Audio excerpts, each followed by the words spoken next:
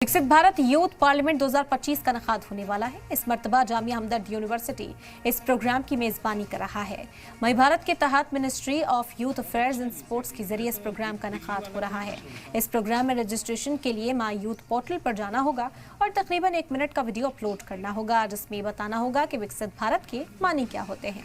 वाज़ेह हो कि विकसित भारत यूथ पार्लियामेंट में 18 से 25 साल के नौजवान के अहम मुद्दों पर गौर फिक्र की जाएगी और उस पर खुलकर डिस्कशन किया जाएगा। इस प्रोग्राम के लिए 9 मार्च तक रजिस्ट्रेशन कराया जा सकता है। की तरफ से तो नेहरू युवा केंद्र एक प्रोग्राम ऑर्गेनाइज कर रहे हैं। Basically this program is totally supported by government of India.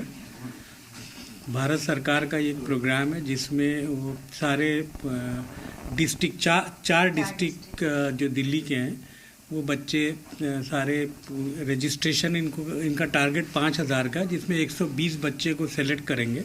फिर उनका एक यूथ पार्लियामेंट 5000 एक डिस्ट्रिक्ट में 20,000 बच्चे टोटल होंगे 4 डिस्ट्रिक्ट में, जिसमें फिर हमें 150 स्टूडेंट सेलेक्ट होंगे और फिर उनका फिर एक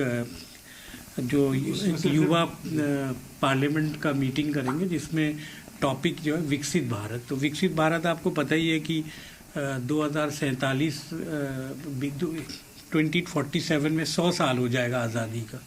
तो उसमें हमारे कंट्री को एक विकसित भारत के स्टेटस में आना है और हम लोग ऑलरेडी 3rd इकोनॉमी आ ही गए हैं, लेकिन 2047 तक एक डेवलप कंट्री का टारगेट है। ये विकसित भारत यूथ पार्लियामेंट 2025 का प्रोग्राम है। इस कार्यक्रम में जामिया हमदर्द को होस्ट इंस्टीट्यूशन नियुक्त किया गया है ministry of youth affairs and sports के द्वारा। माई भारत के द्वारा यह कार्यक्रम किया जा रहा है।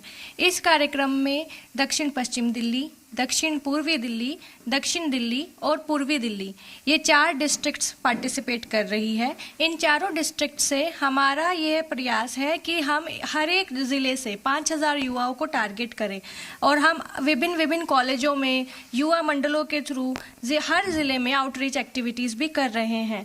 इस कार्यक्रम में हर एक युवा माई भारत पोर्टल पर जाकर अपना पंजीकरण करेगा और व्हाट डज विकसित Bharat mean to you topic पर 1 मिनट का वीडियो अपलोड करेगा। इस तरह से जितने रजिस्ट्रेशन हमारे पास आ जाएंगे उसको हमारी जो स्क्रीनिंग कमेटी है वो रेगुलर बेसिस पर स्क्रीन आउट कर रही है बच्चों को। कुल मिलाकर 150 बच्चे हम चुनेंगे 9 मार्च के बाद तक।